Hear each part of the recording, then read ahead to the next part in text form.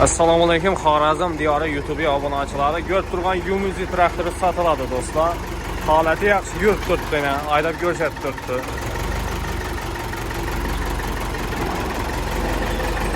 Puluna göre tam olsaq 20 milyon. 20 milyondan gəlişilədi. Ekranda şu telefon rəqəmlarını yazıq qaldıramız. Biyamalı mozatiklər versən. Mənzilimiz şu Bağat Əgəxida, Nayman məhəlləsində.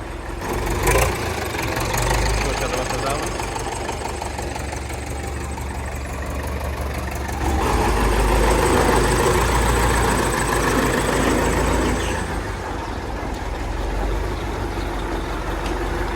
Halatı yaxşı, traktorumuz. Traktorda öz satıladı, çizil puluğu yox, məgin.